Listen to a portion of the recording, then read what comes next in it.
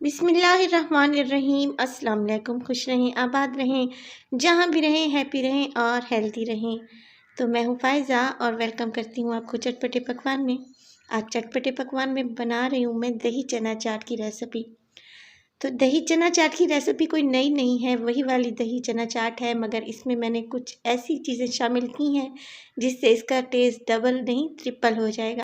और आपको बताऊंगी कुछ ऐसी टिप्स और ट्रिक्स जिससे आपकी चना चाट हर दफ़ा परफेक्ट बनेगी।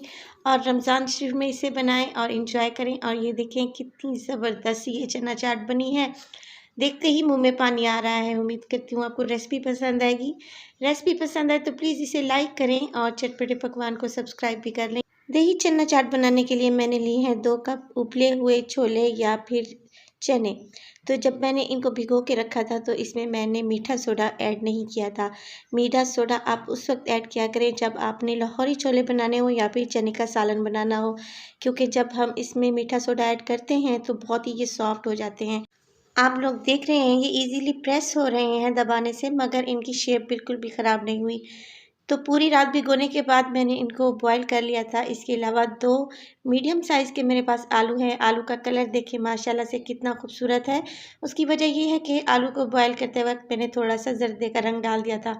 और ठंडा होने के बाद मैंने इनको क्यूब्स कटिंग में काट लिया है। तो आलू इसमें शामिल कर देंगे और इसके बाद जाएगा यहाँ पे कटा हुआ प्याज। प्याज को मैंने स्लाइस कर लिया था, मगर स्लाइस करने के बाद मैंने इनको पानी में भिगो कर रख दिया था, टैप वाला पानी लिया था।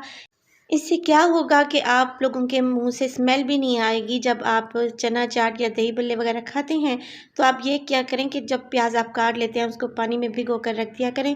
इससे उसकी एक्स्ट्रा कड़वाहट निकल जाती है और प्याज ज़्यादा क्रंची भी हो जाता है।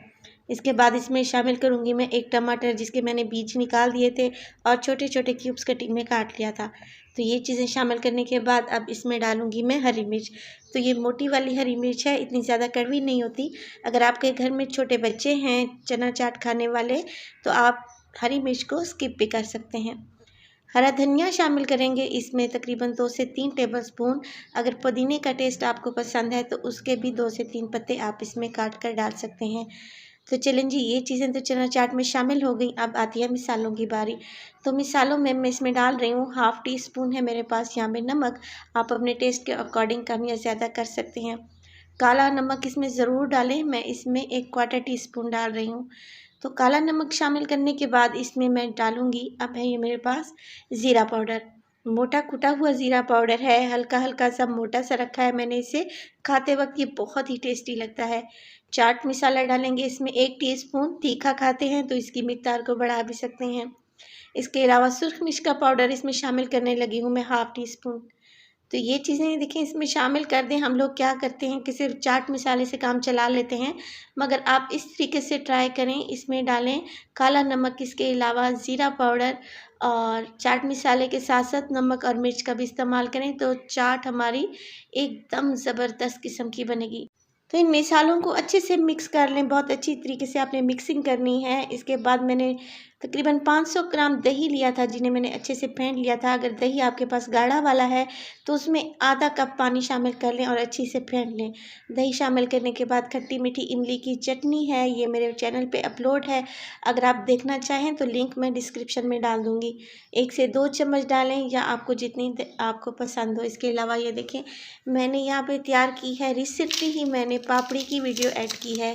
इतनी क्रंची और क्रिस्पी पापड़ी जिसे आप बनाकर स्टोर भी कर सकते हैं। ये पापड़ी मैंने इसमें शामिल कर दी है और देखिए साइड पे भी मैंने छोटी छोटी सी पापड़ी बना के रखी हुई थी, वो डेकोरेशन के तौर पर लगा देंगे। मज़ीद थोड़ा सा प्याज और इसको गार्निश करेंगे टमाटर के क्यूब से। माशाल्लाह से देखें कितनी ज़बरदस्त किस्म की हमारी चना चाट तैयार हुई है। आप यकीन करें मेरे तो मुंह में पानी आ रहा है। आप लोगों को भी ज़रूर पसंद आएगी। इसको रमज़ान में बनाएं या फिर किसी पार्टी में बनाएं या फिर आप इसको शाम के लिए भी बना सकते हैं। और इसको बनाएं और सर्व करें और अपने घर वालों से ज़रूर तारीफ़ें वसूल करें। उम्मीद करती हूँ आपको रेसिपी पसंद आएगी। रेसिपी पसंद आए तो इसे लाइक करें और चटपटे पकवान को सब्सक्राइब भी कर लें। तो अपना बहुत सारा ख्याल रखिएगा और फ़ायज़ा को भी अपनी दुआओं में याद रखिएगा। मुझे दीजिए इजाज़त। टिल देन अल्लाह निगहबान।